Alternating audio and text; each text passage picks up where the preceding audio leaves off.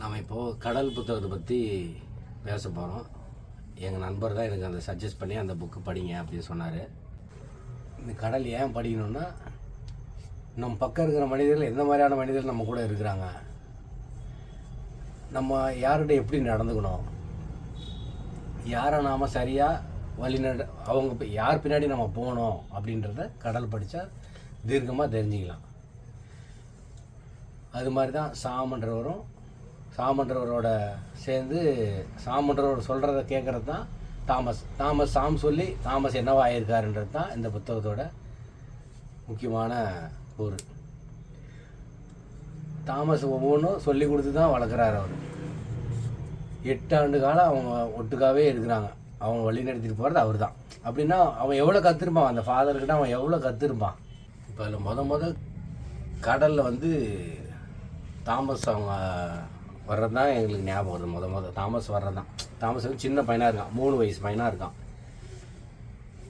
அவங்க அம்மா சண்டுகாலின்னு சொல்லிட்டு ஒரு சின்ன வீட்டில் இருக்காங்க. ஒரு சின்ன கடல் வரமாக சின்ன வீடு. அது வீடுன்னா வீடு இல்லை, அது ஓலை போத்தனை, பனை ஓலை போத்தனை குடிசை.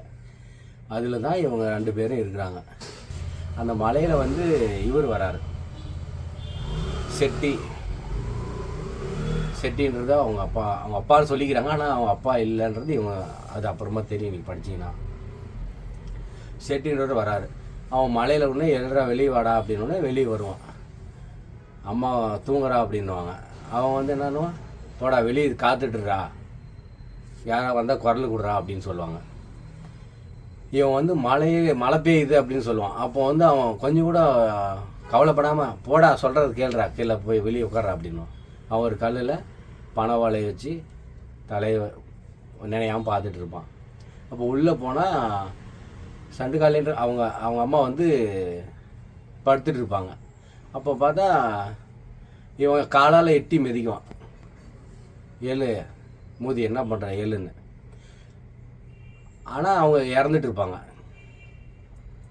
உடனே அவன் சட்டையெல்லாம் மாட்டிட்டு, என்னாலே உங்கள் அம்மா செத்து கிடக்கா அப்படின்னு சொல்லிட்டு போயினே இருந்துருவார் செட்டின்றவர். இவன் உள்ளே போய் அம்மாவை பார்த்துட்டு திருப்பியும் அம்மா கட்டி பிடிச்சிட்டு போத்திட்டு அப்படியே படுத்துருவான். அவனுக்கு தெரியாது, 3 வயசு அவனுக்கு. அந்த இடத்துல எனக்கு நெஞ்சில் படப்படன்னு வந்துச்சு எனக்கு. இப்போ ஒரு ஒரு தாய் இறந்துட்டான், ஆனால் தாய் மேலே அந்த பையன் படுத்துருக்கிறப்போ அவனோட மனம் என்னெல்லாம் நினச்சிருக்கோம். ஆனால் இறந்துட்டான்னு அவனுக்கு தெரியாது, அவன் எப்படிலாம் நினச்சிருப்பான். ஆனால் இவங்க கொஞ்சம் கூட கருணையே இல்லாமல் செட்டின்றவன் போயிடுறான். அதாவது அவன் உடலுறு கொள்றது தான் வந்திருக்கானோ இல்லையா, அவங்கள ஒரு மனுஷியாகவே மதிக்கல அவங்க. அப்புறம் பார்த்தா விடிகாலையில் ஆகிடுது. விடிகாலையில் பார்த்தா அவர் சொல்கிறா, செட்டி எல்லாம் சொல்லிக்கிறாங்க, என்னடா பையன் என்ன ஆகிருக்கான், போய் பாரு, செத்துக்கிட்டு போயிட்டான், நான் பாரு பையன் அப்படின்னு. கதவு தட்டினா திறக்கவே இல்லை அவன். அப்புறம் கதவை அவங்களே தட்டி உள்ளே போய் பார்த்தா அவன் அம்மாவை கட்டி பிடிச்சி உட்காந்துட்டுருக்கான். அது என்னால் சொல்லவே முடியல. ஏன்னா இப்போ அவன் அம்மாவை கட்டி பிடிச்சி உட்காந்துருக்கானா, அவன் அப்படின்னா அவன் சாப்பிடல. எப்போ நேற்று சாப்பிடலாம், அவன் எப்படி இருந்திருப்பான், அவன் மனநிலை எப்படி இருந்திருக்கும். அப்போ அவனை ஒரு கையால் பெரிய கை தூக்கிட்டு போய் வெளியே வீசுது. அப்போது அவன் நிலைமை எப்படி இருக்கும்னு நினச்சா எனக்கு அப்படி சிலிர்க்க ஆரம்பிச்சேன். நான் அப்போவே ஒரு 10 பக்கம் தான் படிச்சிருப்பேன். அதுலேயே எனக்கு இது என்னால் படிக்க முடியுமான்னு எனக்கு சந்தேகமாக தான் இருந்துச்சு. அதுக்கப்புறம் திரும்ப படிச்சுட்டே இருந்தேன். அப்போ அவன் இவங்களை அடக்கம் பண்ணணும், என்னதுங்க அப்படின்னு சொல்லிட்டு அவங்கள அடக்கம் பண்ணுறதுக்கு எடுத்துகிட்டு போவாங்க. அப்போ அவர் போனவுடனே அவங்க இங்கெல்லாம் வரக்கூடாது, இவங்க சாத்தானோட ஆளுங்க, சாத்தானை இங்கெல்லாம் எடுத்துன்னு வரக்கூடாது, இங்கே இடம் இல்லை அப்படின்னு. அப்புறம் குழின்னு ஒன்று இருக்குது, அதில் தான் போய் நீங்கள் போடணும், தொட்டி குழின்னு ஒன்று இருக்கும், அதில் போட்டுருங்க அப்படின்னா ஒரு உடஞ்ச ஐஸ் பெட்டி எடுத்துகிட்டு வருவாங்க. அந்த உடஞ்ச ஐஸ் பெட்டியில் அவங்கள அந்த அம்மாவை போட்டு உள்ளே போட முடியாது. அவங்க கால் சூம்பி போயிருக்கும், ஒரு கால் மட்டும். அந்த சூம்பி போன கால் மட்டும் வெளில வரும். அதை பார்த்துட்டு அந்த காலை நீ எடுத்து உள்ளே தள்ளலேன்னுவான் செட்டி. ஆனால் உள்ளே போகல அப்படின்னா, செத்து போன பிறகு என்ன போய் அது கிடக்குது, உடச்சி போடல உள்ளார அப்படின்னும். இப்போ உடச்சி போட உடனே எனக்கு இது எப்படி இவர் எழுதியிருப்பாருன்னு தோண ஆரம்பிச்சிச்சு. இப்போ காலை உடச்சி அதுக்குள்ளே போனேன். அவனை செத்து தானே போயிட்டாங்க, பரவாயில்ல அப்படின்னு. அப்புறம் புதைச்சிடுறாங்க. புதைச்சிட்ட உடனே மண் அள்ளி போடுறாங்க எல்லாரும். தாமசமும் மண் அள்ளி போடுறான். ஒரு பிடி மண் அள்ளி போட்டு உட்காந்து பார்த்துட்டு இருக்கிறான். அவங்க அம்மா செத்ததே அவனுக்கு தெரியல. அவன் உடனே எல்லாரும் போட்டுட்டு இவர்தான் 4-5 இப்படி சேர்த்து அள்ளி போடுவான். ஏழே அவனுக்கு கடை வச்சிருக்கியா அப்படின்னு கேட்பான். எல்லாரும் அது ஒரு நகைச்சுவையாக பேசிட்டு போவாங்க. அதை அவங்கள புதைக்கிறது வந்து ஒரு கொஞ்சம் கூட கருணையே இல்லாமல் புதைக்கிற மாதிரி தான் புதைப்பாங்க அவனை. ரொம்ப நகைச்சுவையாக பேசணுன்னு அது என்ன சொல்ல முடியல. அவங்க பேசுகிறாங்கன்னா இந்த பையன் வந்து பின்னாடியே போகிறான். செட்டி தான் எல்லா செலவும் பண்ணியிருக்கான், பரவாயில்ல, நீ தான் உங்கள் பையன் தானே அவன் அப்படின்னு கேட்பான். அவர் தான் யாருலே சொன்னது, அவன் யாரில்ல என் பையன், நான் போயிட்டு வர்றதுக்கெல்லாம் கூடி கரெக்டாக கொடுத்துட்றல்லே அப்படின்னுவான். அப்போ எதுக்கு இதெல்லாம் இவ்வளோ செலவு பண்ண அப்படின்னு கேட்பான் இன்னொருத்தான். அப்போ அவன் சொல்லுவான், என் மகன் செத்து போன அப்புறம் அவள் தான் வந்து என்னை வந்து ஆறுதல் காட்டினா, அவன் மேலே தான் நான் படுத்தேன், அவள் தான் என் கண்ணீரை முத்தமிட்டா, அந்த கடனுக்காக நான் இதை செய்கிறேன் அப்படின்னு சொல்லுவான். அவ்வளோதான். அதுக்கப்புறம் அவன் அது கடனை அதுக்கு அதை மறக்காமல் அவன் செய்கிறான். அந்த இடத்துல கொஞ்சம் கருணை இருக்குது அவனுக்கு அப்படின்னு நான் நினச்சிக்கினேன். ஆனால் அதுக்கப்புறமும் அது ஒரு கருணை இருக்கிற மாதிரி எனக்கு தெரியல. அதுக்கப்புறம் அவர் பின்னாடியே இவனும் போயிட்டே இருக்கிறான். ஏன் போகிற அப்படின்னு கேட்குறான். என்னடா நீ ஏன்டா கூடயே வரேண்ணா. அவன் கம்முனே நிற்கும். அவன் என்ன பேசுன்னு தெரியாது. 3 வயசு. அவன் என்ன பேசுவான், எதுவும் பேசவே தெரியல. 5 பைசா மண்ணில் தூக்கி விசாடுறான். போய் நீ சாப்பிட்டு இட்லி வாங்கி சாப்பிடு, இல்லைன்னா கிழங்கு வாங்கி சாப்பிடுன்னு சொல்லி அவன் எடுத்துகிட்டு போகிறான். போயிட்டு கிழங்கு வாங்கி சாப்பிட்டு நிற்கிறான். உடனே அவனுக்கு எனக்கு எங்கே போகிறதே தெரியல. திரும்பவும் செட்டி வீட்டுக்கே போகிறான். செட்டி வீட்டுக்கு போனாக்க அவர் வந்து ரொம்ப பெருத்த கை கால்களோட ரொம்ப உறுதியான மனிதராக இருக்கிறார் அவனுக்கு. ஏன்னா அவன் மனசுக்குள்ளே அப்பாவாக நினச்சிட்டான். அதனால் அவன் பக்கம் போய் அவர் வலையை பின்னுறதை பார்த்துட்டே இருக்கிறான். அவன் பார்த்துட்டே இருக்கிறப்போ அவங்க மனைவி வந்து, சாதாரண எதுக்குல வீட்டில் கொண்டு வந்துட்டேன், நான் போயிட்டுமா, நீ இவளை கூட்டின்னு வந்து வச்சுக்கிற அப்படின்னு. அவன் திரும்பி பார்த்தோன்னே அவன் திடுக்கிட்டுருவான். என்னடா இவன் நீ எப்படா இங்கே வந்த அப்படின்ட்டு. அப்போ அவன் தாமஸ் நினைக்குவான், என்னை எட்டி உதைச்சாது இவரோட கை கால் என் மேலே படணும், பட்டா எனக்கு ஒரு மகிழ்ச்சி அது. ஏன்னா அவன் அப்பாவை நினச்சிட்டான். அப்பாவை தொட்டு கூட பார்த்துல அவன் அடிக்கிறப்போவாது தொடணும்னு எட்டி மதிக்குவான். அப்போ கூட அவன் அதை அழுவவே மாட்டான். அவன் எழுந்து வெளியே தூக்கிட்டு போய் விட்டுருவாங்க அவனை. அதுக்கப்புறம் அவன் கடலில் நடந்து போயிட்டே இருக்குவான். அப்போ அவனுக்கு என்ன பண்ணுறதே தெரியாது. எல்லா இடத்துலையும் சுற்றி போவான், யாரும் இல்லை. எல்லாம் இவனை மாதிரி கைவிடப்பட்ட குழந்தைங்க தான் இருப்பாங்க. 2-3 பேர் இருப்பாங்க. அதில் ஒருத்தன் மாறின்னு சொல்லிட்டு. அப்போ இவனுக்கு பசி, பயங்கரமான பசி எடுக்குது. என்ன பண்ணுறதுனே தெரியல. அந்த பசியெலாம் இருக்கும்போது எனக்கு ஞாபகம் வருது, நானும் இந்த மாதிரி பசியில் எத்தனையோ நாள் இருந்துருக்குறோம் அப்படின்னு. அந்த பசி எப்படி சொல்கிறதுன்னு எனக்கு தெரியல. ஆனால் பசியோடு இருந்திருக்கேன், நான் எத்தனையோ நாள் இருந்திருக்கேன். ஆனால் 2 நாள் ஆச்சு அவன் அந்த மரவள்ளி கிழங்கு சாப்பிட்டு. அந்த கிழங்கு சாப்பிட்டு 2 நாள் கழிச்சு தான் அவனுக்கு என்ன பண்ணுறதே தெரியல. ஒரு ஐஸ் வண்டிக்காரன் வரான். அந்த ஐஸ் வண்டிக்காரன் வந்து ஐஸ் எல்லாருக்கும் கொடுக்குறாங்க, விற்றுட்டு எல்லாம் விற்றுட்டுக்கிறான்.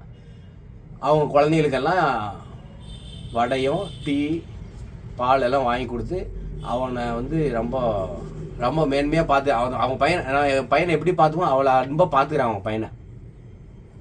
இவனுக்கு ஒரே ஏக்கமாக வருது. உடனே இவனை திரும்பி பார்க்குறான். இவனை திரும்பி பார்த்தோன்னே இவனும் வந்து இவன் நினைக்கிறான், நம்மளுக்கும் அந்த மாதிரி தான் அன்பு செலுத்துவாங்க, தான் பையனுக்கும் அப்படி தான் அன்பு செலுத்துவாங்க, நம்மளுக்கும் அது அந்த அன்பு கிடைக்கும்னு நினச்சிடுவான். சரின்னு சொல்லிட்டு சிரிச்சிட்டு கம்முனு ஆயிடுவான். ஐஸ்காரன் போயிடுவான். இவன் பின்னாடியே போயிட்டு இருப்பான். அவன் வேற ஒருத்தர் ஒரு ஐஸ் கொடுத்துட்டு திரும்பி இருக்கிறப்ப இவன் சடுக்குன்னு போய் சின்ன பிள்ளைங்க ஒரு சின்ன திருட்டு தானே அது, ஒரு ஐஸ் எடுத்து வாயில் போடுவான். வெறும் ஐஸு. அவன் வந்து கலர் ஐஸு. உடனே கலர் ஐஸ் எடுத்து காட்டுவான் அந்த ஐஸ்காரன். கலர் ஐஸை காட்டின உடனே அவன் வந்து ஆசை காட்டி தூண்டுற மாதிரி. அந்த இடத்துல தான் தொம்மைக்கு தெரியுது. அவன் ஐஸு வாங்குற உடனே 2 கை கிடிக்கி பிடிச்சிக்கிறான். அவன் பிடிச்சி அவன் தலையில் சரியான அடிக்கிறான். அடிச்சுட்டு அவன் வந்து இது எப்படி சொல்கிறதுன்னு எனக்கு தெரியல. அவன் வந்து தான் குழந்தைய எவ்வளோ அன்பாக பார்த்துருனோ அதில் நேர்மாறாக இந்த பையனை பண்ணுறான். அப்போ வந்து அப்போ தான் இவனுக்கு தெரியுது, இனிமேல் ஒருத்தனும் கூட நம்ம நம்பக்கூடாதுன்னு நினைக்கிறான். அவன் வாயெல்லாம் கிழிஞ்சி ரத்தத்தோடு இருக்குவான். அப்போ வந்து பார்த்தீங்கன்னா இப்போ அந்த கடற்புறை தாண்டி போன உடனே அவங்க அப்பா வருவார் செட்டி. என்னடா இந்த பையன் இப்படி வரான் அப்படின்னு பார்ப்பான். இன்னொருத்த சொல்லுவான், ஏன்னா இந்த பையனுக்கும் ஒரு ஆள் இருக்கான்னு நடந்துல இந்த கடற்புறத்தில் அப்படின்னுவான். வாடா அப்படின்னு சொல்லிட்டு கூட்டிகிட்டு போயிடும். அப்போ அந்த இடத்துல அவனுக்கு சுத்தமாகவே கருணை அப்போ நினச்சேன் நான். இப்போ அவங்க அப்பா அவங்க அம்மாவை புதைக்கிறப்போ அவனுக்கு கருணை கொஞ்சம் இருக்கு போலக்குது அப்படின்னு நினச்சேன். ஆனால் இப்போ இந்த பையனை இப்படி பேசும்போது சுத்தமாகவே அந்த ஆள் கருணையே கிடையாது அப்படின்னு. அப்போ அவன் வந்து முடிவெடுக்குவான். எந்த காரணத்தை கொண்டு அவன் வளர்ந்தவனை ஒருத்தனை கூட அவன் வந்து எதிரியாக மட்டும்தான் பார்ப்பான் ஒவ்வொருத்தனையும். ஏன்னா அவனுக்கு கீழே அவன் ஈடுக்கு இருக்கிறவங்கள மட்டும்தான் அவன் பேசுவான். அதுக்கு மேலே பேச மாட்டான் யார்கிட்டையுமே. அவங்கள பார்த்தாலே தூரம் ஓடிடுவான். அதாவது அவன் கையெட்டுற தூரத்தில் இருக்கவே முடியாது அவனால். நாய்கள் எப்படி கையெட்டுற தூரத்தில் இருக்காதோ அந்த மாதிரி அவன் எந்த மனிதர்கள் கையில் அகப்படாமையே சுற்றிட்டு இருந்தான். அப்போ தான் அவன் வந்து அவங்க நண்பர்கள் மாறி எல்லாம் விளையாடிட்டே இருப்பாங்க. அப்புறம் இரவான உடனே அவன் அங்கே எங்கே போயிடுவாங்க. அவன் வந்து ஒரு சர்ச்சு, பழைய சர்ச்சு இருக்கும். அதுக்கு மேலே அஞ்சாவது மாடி இருக்கும். அந்த பனை மரத்து மேலே மெதுவாக கால் வச்சு ஏறி அந்த குகையில் போய் படுத்துக்குவான். சின்னதாக உடச்சல் இருக்கும், உடச்சலில் படுத்துக்குவான். அந்த உடச்சலில் படுத்துட்டு இருக்கும்போது அவனுக்கு பசி, பயங்கரமான பசி. ஆனால் அந்த இடத்துல பார்த்தா புறா முட்டை இருக்குது. புறா முட்டையை பார்த்த உடனே அவனுக்கு பசி இன்னும் எரிய ஆரம்பிக்குது. உடனே முட்டையை உடச்சி ஊற்றுறான். 5 முட்டையை உடச்சி சாப்பிட்றான். உடனே இன்னொரு அந்த பொந்துக்குள்ளே இன்னொரு முட்டை ஓடு மட்டும் தனியாக இருக்குது. உடனே பார்த்தா அதுக்குள்ளே ஒரு புறா குஞ்சு இருக்குது, சின்ன குஞ்சு வெளியே வந்துட்டு அப்போ தான் வந்துருக்குது. இவனுக்கு என்ன பண்ணுறதே தெரியல. இவனுக்கு எதேதோ பண்ணி வாந்தியாக எடுக்கிறான். வாந்தி எடுத்த உடனே அவனுக்கு இது ரொம்ப அவனுக்குள்ளேயே இருக்குது. அவன் இது நம்ம தப்பு பண்ணிட்டோம், அவனுக்கு தெரியுது அந்த உயிரை கொள்ள நம்ம உயிரை தான் சாப்பிட்ருக்கோம் அப்படின்ட்டு. உடனே அந்த புறா குஞ்சு எப்படியாச்சும் காப்பாற்றணும்னு சொல்லிட்டு இவன் நவுந்து கீழே இறங்கி வருவான் மெதுவாக. புறாவெல்லாம் கையாட்டி உள்ளே போ, உன் குஞ்சு உள்ளே இருக்குது, போ பாரு அப்படின்னு. ஆனால் அவனால் அந்த புறாவுக்கு அது தெரியாது. இவன் மேலே தான் ஏறி போயிட்டுருக்கோம். அவன் திரும்பவும் மேலே போவான். மேலே போய் அந்த புறா குஞ்சு கையில் வச்சு தான் உடம்புல இருக்கிற அத்தனை சத்தியம் வச்சு அதை ஊதி உயிர்ப்பிக்கணும்னு நினைப்பான். அது உயிரே இருக்காது. அது அந்த இடத்துல வந்து எப்படி சொல்கிறதுல பயங்கரமாக இருக்கும் அந்த இடம். அதை படிக்கிறப்போ வந்து நான் 10 நிமிஷம் கழிச்சு தான் திரும்பி படிக்க ஆரம்பித்தேன். அதில் அந்த புறா குஞ்சு வந்து அவன் எந்த அளவுக்கு அன்பாக அதை காப்பாற்றணும்னு வச்சேன்னா அதே வெறுப்பில் அதை குத்தி கிளறி வீசி எறிஞ்சான் அதை. அப்போ அவனுக்கு என்ன நினைக்கிறான்னா, அவன் வந்து எவ்வளோ நல்லவனா அவ்வளவும் கெட்டவனாக இருக்கணும்னு நினைக்கிறான். நல்லவனாக இருந்தால் அழுகு தான் வருதுன்றது அவங்க உள்ள நினச்சிங்கன்னா நான் நினச்சேன். அவன் நல்லவனாக இருக்கிறப்ப அழுக மட்டும்தான் மிச்சம் நிற்கிது. நாம் ஒரு சாத்தானாக தான் இருக்கணும். சாத்தானாக இருந்தால் மட்டும்தான் மகிழ்ச்சி இருக்கும் நமக்கு அப்படின்னு சொல்லிட்டு நினச்சிட்டு அவன் அங்கேயே தூங்கிடுறான். அதில் வந்து அதுக்கப்புறம் பார்த்தீங்கன்னா பூராமே நம்ம படிக்கிறது எல்லாமே வெளிச்சம்தான். இதுவரையில் இருட்டு வந்து கடைசி ஊரில் தேவைப்படுறதுனால அந்த இருட்டை அவர் பயன்படுத்திடுறாரு இடமே. அதுக்கப்புறம் தான் சாம் வரா அப்படி அந்த பக்கம் அந்த கோயிலுக்கு அவர் காலை நடைப்பயிற்சி வரும்போது இவனை அவர் அதுக்கு முன்னாடியே 15 நாளாக பார்த்துட்டு தான் இருக்கிறா அப்படி. அப்போ இவர் பார்க்குறவனே இவன் இறங்கி வரான். கோழி இது புறா குஞ்சு செத்து போச்சு அப்படின்னா அப்போவே அவர் நினைக்கிறார் இவனுக்குள்ள நிறைய கருணை இருக்குது. ஆனால் இவன் இப்படிங்கிறான், ஏன் அப்படிங்கிற அப்படிங்காம அவன் உடனே மாறிடுறான். அவன் போடா, அவன் வேலையை பார்த்துட்டு போடா அப்படின்னுவான். என்ன ஏன் அப்படி சொல்கிற அப்படின்னும். போடா டேய் போடா. ஏன்னா இதுக்கு முன்னாடி வெறுப்பான் அவனுக்கு. எந்த மனிதரும் அவன் நம்பிக்கை விட்டுற மாதிரி பேசலை. இப்போ சாம் வந்து ஃபாதராக வராரு அந்த ஊருக்கு. யாருமே அவரை கண்டுக்கவே இல்லை. அவர் ஒரு சாமின்னே யாரும் மதிக்கலை. அவர் ஒரு நமக்கு அறிவுரை சொல்ல தான் வந்திருக்காரு, நம்மளை வழிநடத்த வந்திருக்காருன்றதை யாருமே அவன் மதிக்கலை. அப்போ தெரிஞ்சு ஒருத்தன் திறமையாக இருந்துட்டு அவன் ஒருத்தர் நல்லது செய்யணுன்னா அது தானாக போய் செய்ய முடியாதுன்னு எனக்கு தெரியுது. இப்போ ஒருத்தர் நல்லது செய்யணும்னு நினச்சா கூட அதுக்கு நிறையா வழிமுறைகள் இருக்குது. அப்போ தான் நம்ம அவங்க நல்லது செய்கிறது கூட போக முடியும். நம்ம நினைக்கிறோம் அப்படி தான். ஆனால் எல்லாரும் அந்த மாதிரி நினைக்கிறது இல்லை. ஒவ்வொருத்தரும் ஒரு மாதிரி நினைக்கிறாங்க. அப்போ அந்த ஊரில் இருக்கவங்க எல்லாரும் அவரை கேலி தான் செய்கிறாங்க. நீ என்ன பண்ண போகிற அப்படின்ட்டு. நான் உங்களுக்காக ஜபிக்கிறேன் அப்படின்னும். சரி ஜபிச்சிக்கோ, ஓரமாக நின்று ஜபிச்சிக்கோ, எங்களுக்கு வேலை இருக்குது, என் வேலை தான் முக்கியம் அப்படின்னும். அவங்கள யாரும் கண்டுக்கிற மாதிரி இல்லை. சரி அவர் ஒரு டேப் ரெக்கார்டு எடுத்துகிட்டு வருவார். அந்த டேப் ரெக்கார்டில் உங்களுக்கு என்னெல்லாம் தோணுதோ அதை சொல்லுங்கள் அப்படின்னும். ஒருத்தர் நக்கலாக பேசிட்டு போவாங்க, ஒருத்தரும் நக்கலாக பேசுவாங்க. ஆனால் இவர் கொஞ்சம் கூட அவங்க நக்கலாக பேசிட்டாங்களேன்னு இவர் கொஞ்சம் கூட உணர்ச்சி வசப்படவே இல்லை. ஆனால் அடுத்தடுத்து பேச பேச அவங்க உள்ளுக்குள்ள உணர்வுகள் வெளியே வருது.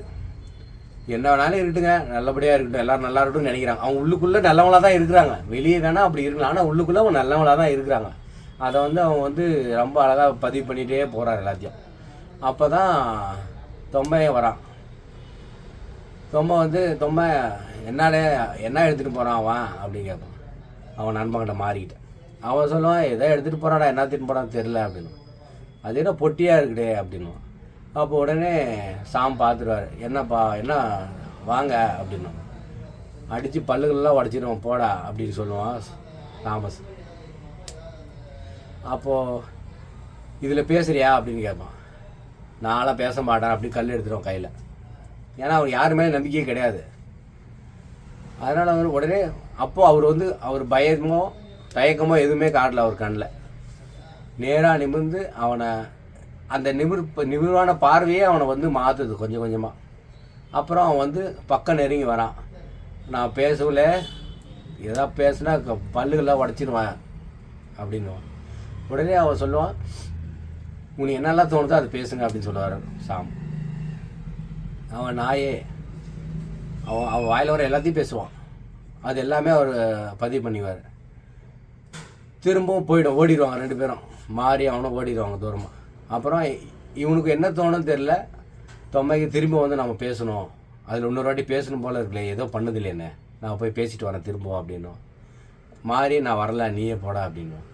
அப்போ இவன் திருப்பியும் ஒரு கல் எடுத்துவான் கையில்.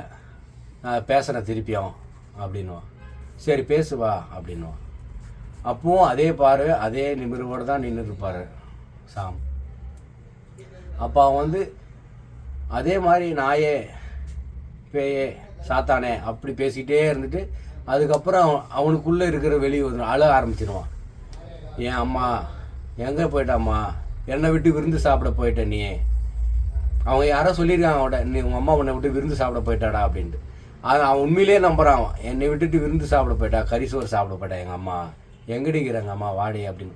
அப்போ அவன் மனசில் என்னெல்லாம் தோணியிருக்குன்னு எனக்கு தோணுது. அவன் உடனே அப்புறம் என் அப்பா செட்டி எங்கடாகிற செட்டி அப்படிங்க.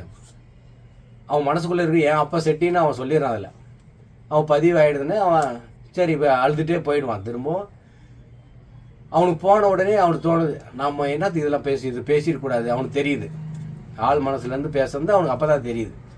அப்படின்னா பார்த்தேன் ஒருத்தவங்க ஆள் மனசு பேச தான் வருது.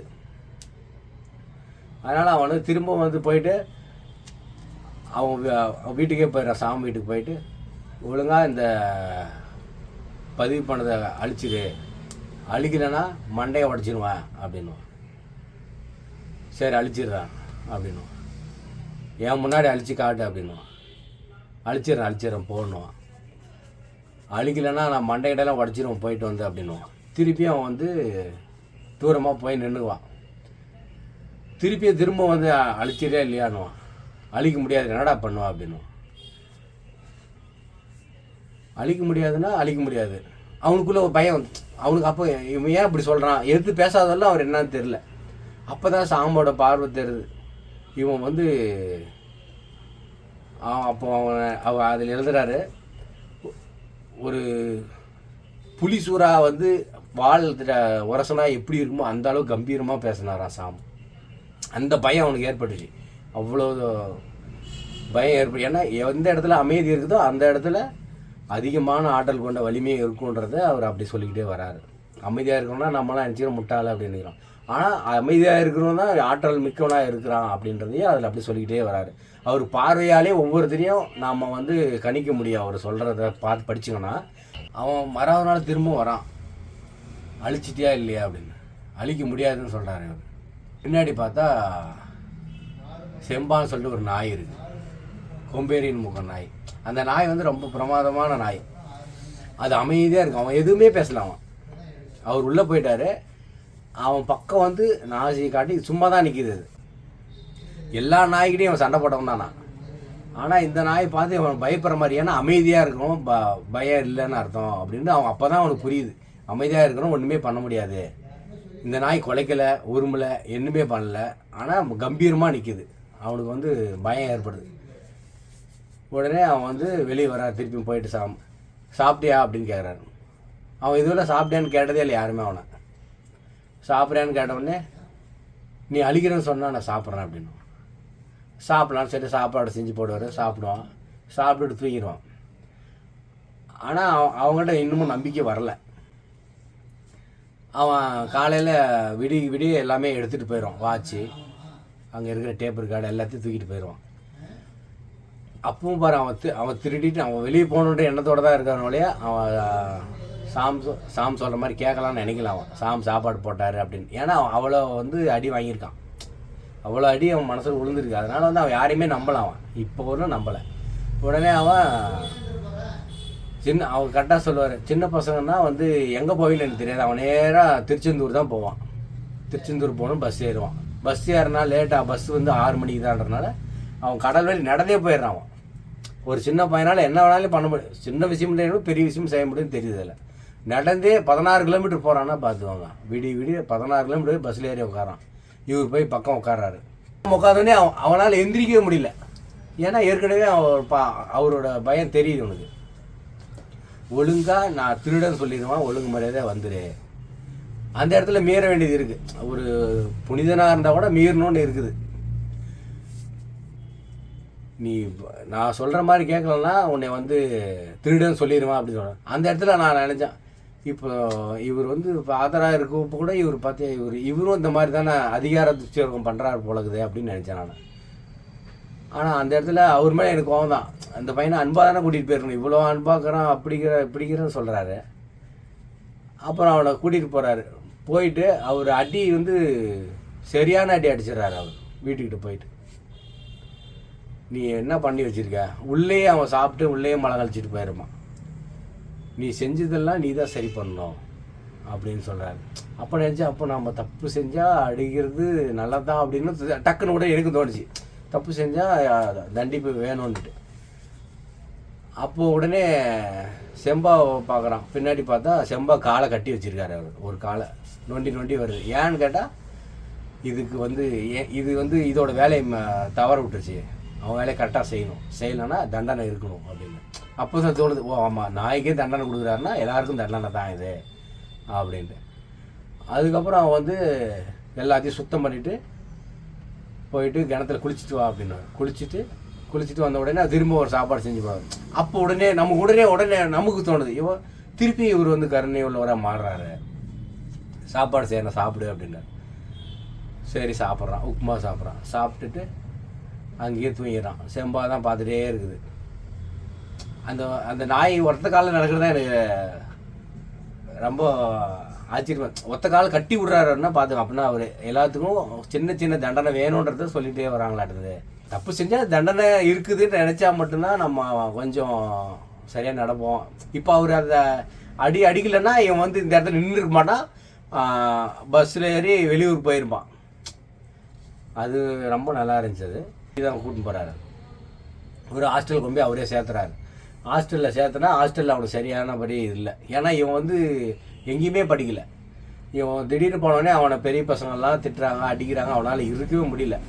அவன் வந்து நைட்டில் செவிலியர் குச்சி திருப்பி சாம்பிட்டுக்கு வந்துடுவான். ஒரு 23-24 கிலோமீட்டர் நடந்தே நைட்டெல்லாம் வந்து வீட்டு வாசலில் உட்காந்துருவான். அப்போ வந்து இவர் சொல்கிறான், நான் படிக்க போக மாட்டேன் அப்படின்றான். அப்போ நினச்சேன், நானும் என்னையும் அப்படி தான் படிக்க போக மாட்டேன்னொடனே என்னையும் அப்படி தான் கொண்டு வேலையில் விட்டாங்க என்னையா. நான் அப்போ நினச்சேன், இப்போ நானும் நான் படிக்க போகலன்னொடனே சரி வேலைக்கு போடா அப்படின்னு சொல்லிட்டாரு. அப்போ நினச்சேன் என்ன மாதிரி இவருக்கும் வேலையை தான் கொண்டு போய் சேர்த்து விடுவார் போனதுன்னு திருப்பி அவர் படகுலேயே கொண்டு போய் சேர்த்து விடுறாரு. படகோட்டியில் அவர் குருசுமுத்துன்றவர் தான் படகுல ஓரளவுக்கு அவர் சொல்கிற பேச்சு கேட்குறாங்க அப்படின்னால ஒரு நல்ல மனிதன்றதுனால அவர் கொண்டு போய் விடுறாங்க. அவன் அதில் ஏறினோடனே அவனுக்கு ரெக்க பழச்ச மாதிரி இருக்குது. அந்த சந்தோஷத்தை சொல்லவே முடியாது. அவனுக்கு பயங்கரமான சந்தோஷம். அந்த கடலுக்குள்ளே போன உடனே அவன் அந்த கடல் கப்பல் வந்து மேலே அவர் எழுதுறதே பிரமாதமாகுது. அந்த லைன் படிச்சுன்னா நம்மளே சிரிக்கவும் நமக்குள்ளே ஒரு துள்ளல் வரும். அந்த மாதிரி எழுதிடுறார் அவர். அந்த படகு மேலே போகும்போது கடலே அவன் கண்ணுக்கு தெரியாதான், வானம் மட்டும்தான் தெரியுமா. அவ்வளோ அலை மேலே ஏறுது அந்த படகு. அப்புறம் மீன் ஒன்றால் பிடிக்க முடியாதுல்ல, நீலாம் இங்கே தான் செத்து போயிடுவ, இது பெரிய கடல் மாதாடா, கடல் மாதா உன்னை அள்ளி வாரி எடுத்துகிட்டு போயிடுவாடா பார்த்துடா அப்படின்னுவா. கடல் மாதான்னு சொல்கிறா எப்படி அள்ளிட்டு போயிடுவா அப்படின்வான் வணக்கலாம். அந்த இடத்துல நல்லா ஜாலி பேசிக்கிட்டே இருப்பான். அவன் எல்லாத்துலேயுமே துடிப்பாக இருக்கும் அவன். அப்புறம் அவன் வந்து மீன் பிடிச்சிட்டு வருவான். மீன் பிடிச்சிட்டு வந்த உடனே சாம் கூடயே இருப்பான் அவன். ஒவ்வொரு நாளும் சாம் கூட தான் இருப்பான். அப்போ அவர் ஜபம் பண்ணிக்கிட்டே இருப்பார். இவன் வந்து தூரமாக நின்றுட்டு இருப்பான். நீ வா ஜபம் பண்ணுன்னு கூப்பிடுவார். ஆனால் அவனை போக மாட்டான்னுவான். நான் எனக்கு தேவையில்லை, நான் வந்து நம்பலை அப்படின்வான். அவன் கடைசி வரை கருணையோடு இருக்க மாட்டான். அவன் யார்கிட்டையுமே சாம் சொன்னால் கேட்பான், அவ்வளோதான். அதே மாதிரி குடிப்பான், போவான், வருவான், அப்படியே இருப்பான். ஆனால் அதில் முக்கியமாக சாமிட்ட 8 வருஷமாக கற்றுக்கிற அவர் எப்போ உணர்றாருன்னா சாமி நல்ல பையன்ட்டு. இவன் வந்து கடலில் மீன் பிடிக்கிறப்ப நிறைய மீன் வந்துடும். அந்த மீனை வாங்கிட்டு விற்று காசில் வந்து இவனுக்கு வந்து குருசுமுத்து இவருக்கு வந்து 20,000 ரூபா பங்கு கொடுப்பாரு. நீ உனக்கு தான் பெரிய பங்கு, நீ சொன்ன மீனை பிடிச்சதுனால இவ்வளோ உன்னால தான் இவ்வளோ வந்துச்சுன்னு சொல்லி கொடுப்பாரு. அப்போ அந்த 20,000 ரூபான்றது பெரிய காசு. எல்லாருக்கும் குருசுமுத்துன்றவன் என்ன பண்ணுவான், இந்த எல்லாருக்கும் எல்லா கடலில் வர பசங்களை எல்லாருக்கும் காசு எடுத்து அள்ளி இறைப்பான். அவன் சொல்லுவான், ஐயப்பன்றான் ஒருத்தன் வியாபாரி சொல்லுவான், ஏன்டா நாளைக்குன்னு எடுத்து வைக்க மாட்டேடா அப்படின்னும். அப்போ அவன் சொல்லுவான், கடலில் வாழ்கிறது, கடலில் இருக்கிறவன், கடலில் மீன் பிடிக்கிறவனோட பாடே அன்னைக்கு அவன் ராஜாடா, என்னைக்கு மீன் பிடிதான் அன்றைக்கி அவன் ராஜா, மறுநாளை பற்றி யோசிக்கிறவன் இல்லைடா கடலில் இருக்கிறவன் அப்படின்னும். அந்த வரி ரொம்ப சூப்பராக இருந்தது. ஒருத்தன் வந்து இன்றைக்கி எப்படி இருக்குன்றது தான் முக்கியம். நாளை பற்றி நான் சிந்திக்கிறதுல நடப்பேன். ஒரு சாதாரண எதுவுமே படிக்க தெரியாது, எதுவுமே தெரியாது, ஆனால் அவன் வந்து அவ்வளோ கரெக்டாக இருக்கிறான். அப்போ நினைக்க நாம் வந்து இவ்வளோ தொழில்நுட்ப வளர்ச்சியோடு இருக்கணும், ஆனால் நாம் அந்த மாதிரி அவ்வளோ யதார்த்தமாக இல்லையே அப்படின்னு தோணுது. அப்புறம் அவன் என்ன பண்ணுறான், இவன் வந்து நடந்து வந்துகிட்டே இருக்கிறான். அப்போது அந்த ஏற்கனவே புயல் அடித்து செத்து போனவங்களோட குழந்தைங்கள்லாம் வராங்க நடந்து. 3 பொண்ணுங்க அவனுக்கு. அந்த 2 பொண்ணுங்க வந்து அவன் கேட்குறான், ஏன்டி உங்களுக்கு என்ன மீன் கிடைக்கலையா அப்படின்னு. மீனே தரமாட்டாங்க, தள்ளி விட்டுறாங்கன்னு. அந்த இடம் அவன் நினைக்கிறான், நம்மளும் இது மாதிரி தானே இருந்தோம் அப்படின்னு. அப்போ அவன் வந்து சரி சாப்பிட்டியா அப்படின்னு கேட்குறான். அவனை இதுவரை யாரும் சாப்பிட்டியான்னு கேட்கல சாமை தவிர. ஆனால் இவன் வந்து அந்த பொண்ணு அவன் சாமை வளர்ப்பு அதுதான் அங்கே தெரியுது. நீ சாப்பிட்டியான்னு கேட்குறான். இல்லை 2 நாளைக்கு முன்னாடி பலாக்கொட்டையை சாப்பிட்டேன் அப்படின்னும். அப்போ ஒரு பலாக்கொட்டையை சாப்பிட்டு 2 நாள் உயிர் வாழ்ந்துங்க அந்த பொண்ணுன்னா எவ்வளோ வறுமையில் இருந்திருக்காங்க அவங்கன்றது அந்த இடத்துல தெரியுது. அவன் சரிவா அவன் வீட்டுக்கு போகலாம் அப்படின்னு கூட்டிகிட்டு போகிறான். வீட்டுக்கு போன உடனே அவங்க அம்மா வந்து உடம்பு சரியில்லாத படுத்துருக்காங்க. ஏன் என்னாச்சுன்னு கேட்டால் உடம்பு சரியில்லை. அவங்க வந்து அதை இவன் வந்து ஏன்லாம் கண்டுக்கவே இல்லை. ஐயா மன்னிச்சிருங்க, நான் கடன் வாங்கலை, எங்கள் வீட்டுக்கார கடலோட போயிட்டான், என்கிட்ட காசு இல்லை, எங்களை மன்னிச்சு விட்டுடுங்க அப்படின்னு தான் கதறான். இவன் ஏன் தான் இதுக்கு தானே கேட்கல. அப்போ தான் தெரியுது கடன் கொடுத்தவங்க எப்படிலாம் ஏமாற்றிருக்காங்க. அப்போ அவன் போவான், நான் கடன்லாம் கொடுக்கல, அவன் என் நண்பன் எனக்கு வேண்டிவான், இந்த காசு 20,000 அப்படியே கொடுத்துருவான் அவன்கிட்ட கொடுத்த உடனே அவன் அந்த அம்மா என்ன சொல்லுவாங்க, என்னது கடன் என்கிட்ட காசு திருப்பி தர முடியாது ஐயா, இது நான் தரல, என் தம்பியாக தரவான் உனக்கு, நீ வச்சுக்கோ அப்படின்னு சொல்லுவான்.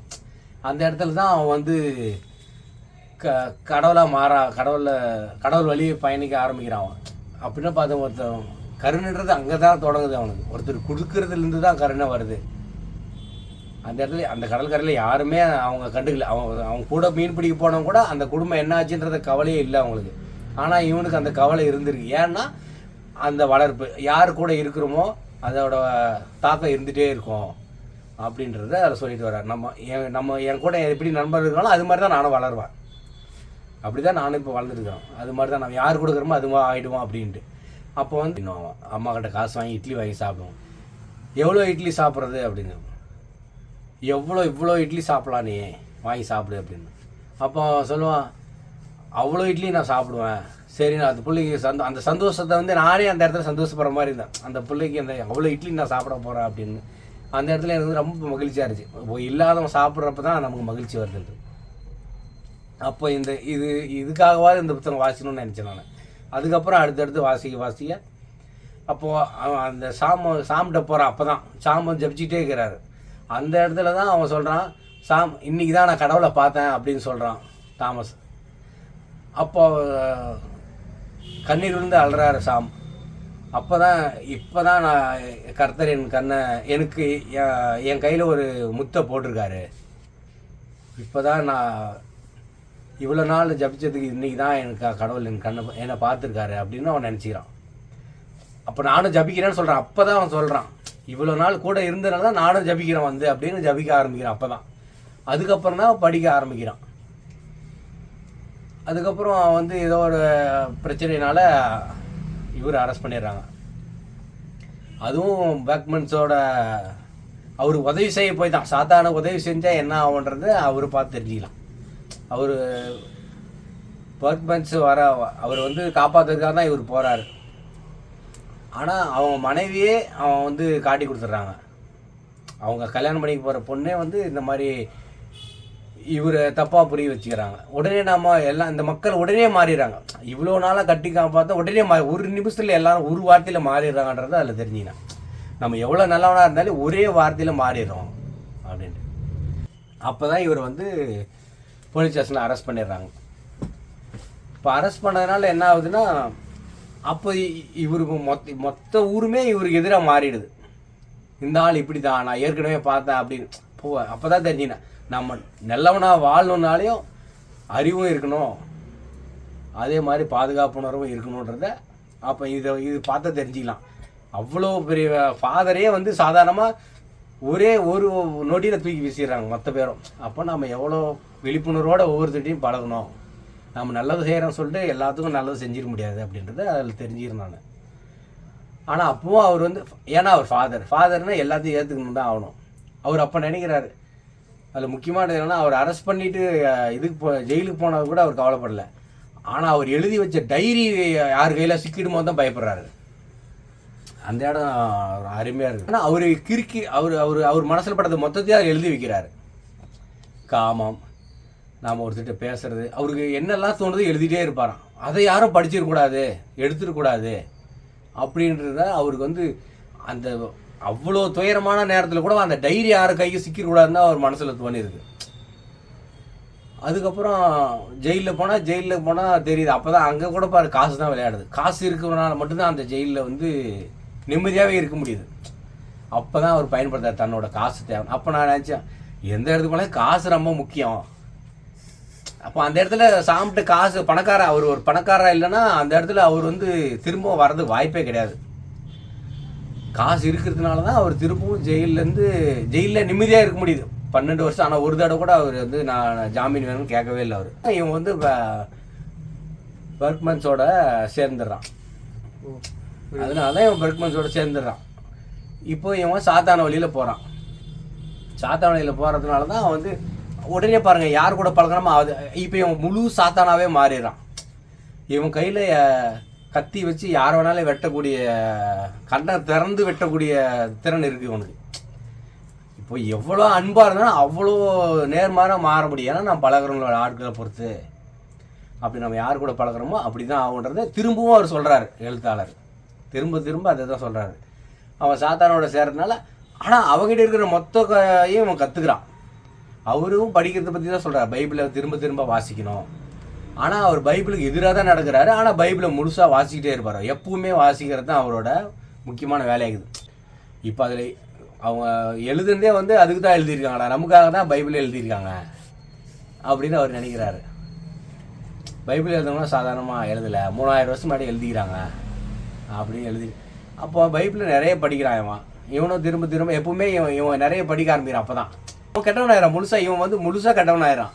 ஆனால் அப்போ அவர் திரும்ப வெளியே வரப்போ இவன் வந்து ஒரு பெரிய ரவுடியாக இருக்கான், ஒரு கேங்ஸ்டர் மாதிரி இருக்கிறான்னு வச்சுக்காங்க. எந்த பையனும் இல்லைன்றது தெரியுது, நமக்கு தெரியுது.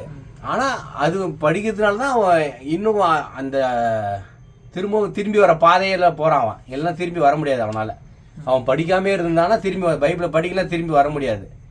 ஆனால் திருப்பி சாமி வந்தவொடனே அவன் சொல்லுவான், நீ திரும்ப நீ அவர் ஒரு ரொம்ப இதில் தான் வந்து பார்ப்பான் அவனை. ஏன் இந்த மாதிரி இருக்கிற, இந்த மாதிரி ரொம்ப தூரம் போயிட்ட நீ திரும்ப வர முடியாதுன்னு நினைக்கிறேன் அப்படின்னு. ஆனால் அப்போ தான் அவன் அதை அவர்கிட்ட சண்டை போட்டுட்டு நான் இப்படி தான் இருப்பேன்னு சொல்லிட்டு அவன் வந்து போயிடுறான். அப்போ தான் பியா அப்படின்னு சொல்லிட்டு அவங்க பொண்ணு, பியாட்டிக்ஸ் அவங்க பொண்ணு பேர், அவங்க வந்து அந்த பொண்ணை பார்க்குறாங்க. அந்த பொண்ணை பார்த்துட்டு அவனுக்கு வந்து அது சின்ன குழந்தை மாதிரி பேசுகிறாங்க, ரொம்ப அழகாக கள்ளக்கவனம் இல்லாத பேசுகிறாங்க. அது பேசுகிறதே அவனுக்கு பிடிச்சிருக்கு அது பேசுகிறது. ஆனால் அவள் வந்து ஒரு நர்ஸாக இருக்கிறதுனால அந்த நர்ஸாக போகிறது தான் ரொம்ப சூப்பராக இருக்கும். அது இப்போ ஒரு குழந்தை பிறக்கிறத எப்படின்னு நான் அவனுக்கு காட்டுறேன் அப்படின்னு பேசுவாங்க, கூட்டிகிட்டு போவாங்க பிரசவம் பண்ணுற இடத்துல. அந்த பிரசவம் பண்ணுற இடத்துல தான் அவன் வந்து கடவுளை உணர ஆரம்பிப்பான். பிரசவம் நடக்கிறப்போ அந்த ஒரு சூரியன் வெளியே வர மாதிரி இருந்துச்சு எனக்கு. சூரியனை நான் பார்க்குறேன் அப்படின்னு சொல்கிறாரு. அப்போது அந்த இடத்துல அந்த குழந்தைய அவன் கையில் வாங்கும்போது தான் அவன் நினைக்கிறான், அவனோட அப்போ மாற ஆரம்பிக்கிறான். அப்போ பியாவோட ரொம்ப பழக ஆரம்பிக்கிறான். ஆனால் அவன் ஒரு கெட்டணத்தோடய அவன் பழகலை. அது நல்லா தெளிவாக எழுதிக்கிறார். அவன் ஒரு சாதாரண ஒரு பொண்ணு கூட பழகிறான் அப்படி தான் நினைக்கிறான். அது வந்து ரொம்ப ஒரு பொண்ணுக்கிட்ட எப்படி நம்ம பழகணுன்றது அதில் தெரிஞ்சுக்கலாம். எப்படிலாம் இருக்கலாம், ஒரு பெண்ணால் மாற்ற முடியும். ஒரு கருணையோடு இருந்தால் சாமுக்கு அடுத்து அவன் ரொம்ப கருணையோடு இருக்கிறான். கருணையோடு இருக்கிறனோட இவனால் ஒன்றி போக முடியுது. அதனால் அது ரொம்ப நல்லா இருந்துச்சு.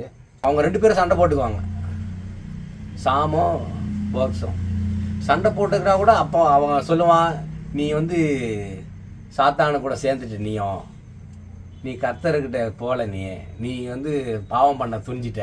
ஏன்னா அவனை கொல்றதுக்காக அவன் போகிறான். நீ என்னை கொல்றதுனால நீ பாவம் பண்ண தான் போகிற அப்படின்ட்டு.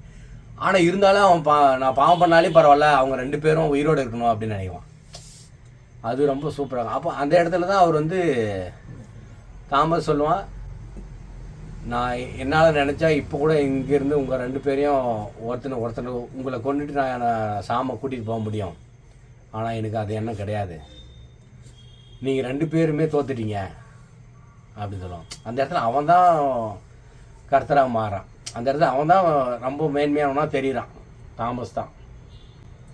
அதே மாதிரி இவன் பியாட்டிக்ஸ் வந்து அவங்க கடலில் விழுந்துட்டு எழுந்துட்டு வருவாங்க. அப்போ பார்த்தீங்கன்னா அவங்க வந்து அவள் மருத்துவரோட ரொம்ப நிபுணராக இருப்பாள். அவள் தண்ணியில் மூழ்கினால என் நுரையீரல் ஃபுல்லாக தண்ணி போயிடுச்சு, நீ தூக்காத என்னையா, தூக்குனா நுரையீரல் உடஞ்சா நாம் உடனே உயிர் போயிடும். அதனால் நுரையீரல் தண்ணிக்கிறதுனால மூளையில் வந்து ஏதேதோ புது விஷயமா வருமா, கனவு மாதிரி வருமா. அந்த கனவுல கூட அவங்க அப்பா தான் பேக்மன்ஸ், அவங்க அப்பா தான் ஞாபகம். எங்கள் அப்பா ரொம்ப நல்லவர், எங்கள் அம்மாவை அப்போவே காதலிச்சு தான் கல்யாணம் பண்ணிக்கினாரு, எங்கள் அப்பாவை நான் மன்னிக்கிறேன்னு சொல்லுங்கள், நான் செத்துட்டா என்னோடய சிலுவையை கொடுத்து இந்த சிலுவையை அவர்கிட்ட கொடுங்க அப்படின்னும். அந்த சிலுவையை கொடுத்த பின்னாடி தான் அவன் வந்து மாறுவான், நான் தப்பு பண்ணிட்டேன்னு அவன் உணர்வான். அதெல்லாம் இந்த மாதிரி சின்ன சின்ன விஷயங்கள்லாம் இருக்குது. அதில் இதெல்லாம் படித்தா நம்ம பக்கத்தில் எந்த மாதிரியான ஆட்களை வச்சுக்கிறோன்னு தெரிஞ்சுக்கலாம். பொதுவாக எந்த மாதிரி ஆட்களோட பழகினா நம்ம மேன்மையானவனா மாறுவோம் அப்படின்னு தெரிஞ்சுக்கலாம். இப்போ நம்ம குழந்தைங்கன்னா எப்படி இருப்பாங்க, அவங்க எந்த மாதிரியான இடத்துலலாம் மீறுவாங்க, அந்த மீறுற இடத்துல நம்ம எப்படி நடந்துக்கணும். இப்போ சாம அந்த இடத்துல எப்படி அவர் மீறுறான்றதை எப்படி அவர் கண்டிக்கிறாரு, எவ்வளோ ஆற்றலோடு கண்டிக்கணும்னு சூறாவை எவ்வளோ அழகாக சொல்லியிருக்காரு. புலிசூறா ஒராசனா எப்படி இருக்கும் அதெல்லாம் சொல்கிறப்ப தான் நம்மளும் ஒரு திடமான எதிர்ப்பு கொடுக்கணும் அப்படின்றத சொல்கிறாரு. பசங்களை ரொம்ப செல்லமும் கொடுக்கக்கூடாது, அதே மாதிரி அடிமையாகவும் வச்சுக்கக்கூடாது, மகிழ்ச்சியாக வச்சுக்கணும். அவங்க சொல்கிறத காது கொடுத்து கேட்கணும். அது சின்ன சின்ன விஷயங்கள்லாம் தெரியும். இப்போ அது அவர் சொல்கிறத காது கொடுத்து கேட்டதுனால தான் தாமஸ் வந்து நல்லவனாக மாறினான். அவர் காது கொடுத்து கேட்கல, போடான்னு அன்றைக்கே அடித்து துரத்தி இருந்தாருன்னா இப்போ அந்த புனிதமான தாமஸ் இன்னைக்கு இல்லை. அந்த மாதிரி. அது இல்லாமல் அவர் நிறைய இடத்துல பார்த்தீங்கன்னா சாலமனோட கவிதைகள் சொல்லியிருப்பார். சூப்பராக ஒரு கவிதைலாம் ஒருவருக்கு அதில் நிறைய கவிதைகள் வருது. சாலமன் கவிதைகள் அது வந்து இவர் தான் சொல்லுவார், தாமஸ் தான் சொல்லுவார். சாலமன் கவிதைகள் அது சொல்லுவார். சாம் வந்து நான் வந்து தூய்மையானவன் காட்டிக்கிறதுக்காக இவர் படிக்கிறாரு. நான் வந்து உன்னை சாம பழி வாங்கணுன்றதுக்காக இவர் பைபிளை முழுசாக வாசிக்கிறாரு. ஆனால் தாமஸ் வந்து நான் மனிதனாக மாறணுன்றதுக்காக தாமஸ் வந்து பைபிளையும் எல்லா இலக்கியத்தையும் படிக்கிறான். அதனால தான் அவன் வந்து பெரிய ஞானி மாதிரி ஆகிறான்னு வச்சுக்கோங்க. சொல்ல போனால் நான் அந்த கவிதை இதுவரை படித்ததே இல்லை. அது முழுசாக எனக்கு படிக்க தெரியல.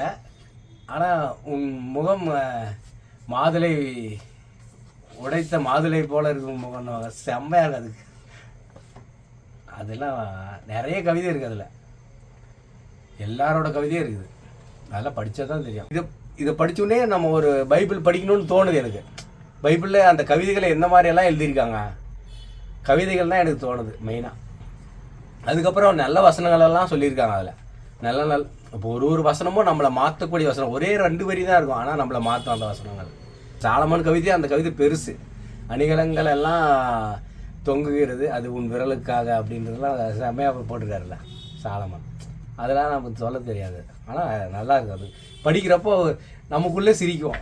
இப்போ அந்த கவிதையெல்லாம் இன்னொரு கவிதை இருக்கு, முத்தங்கள் கொடுத்துட்டே இருப்பாங்க. முத்தம் கொடுத்துட்டே இருந்தாக்க சளிப்படிஞ்சுன்னு நினைக்கிறாங்க. அப்படி கிடையாது. முத்தங்களுக்கு கொடுக்குறது முத்தம்னு எப்போ தெரியுதோ அப்போ தான் சளிப்படியுமா. அது வரலாம் முத்தங்களுக்கு கொடுத்துட்டே இருக்கலாம். அதுவும் வந்து சாம் தான் சொல்கிறான். சாம் வந்து அவங்களுக்கு முத்தம் கொடுப்பான். முத்தம் கொடுத்தோடனே அவன் வந்து ஏன்னா எச்சி பண்ணுறான் மூஞ்செல்லாம் அப்படின்னு சொல்லுவாங்க. வெகுளியாக தான், அவ்வளோ வெகுளியாக இருக்காங்க. அவன் முத்தம் கொடுத்தா என்ன எச்சி பண்ணுற அப்படின்னு அவங்க அந்த இடத்துல தான் சொல்லுவான் சாம். முத்தங்கள் எப்போலாம் முத்தம் கொடுக்குறதெல்லாம் எப்போ முத்தம் தெரியுதோ அப்போ தான் அது வந்து அசுத்தமாக தெரியுது அப்படின்னு. அது சூப்பராக இருந்துச்சு. ஆனால் அவ்வளோதான். வேறு என்ன அதில் சொல்லணுன்னா லட்சம் வார்த்தைகள் இருக்குது. லட்சம் வார்த்தையும் சொல்ல முடியாது என்னால். ஆனால் படிக்கும்போது அதுக்கு கொடுக்குற இன்பம் எங்கேயுமே நம்ம அனுபவிக்க முடியாது எனக்கு தெரிஞ்சு.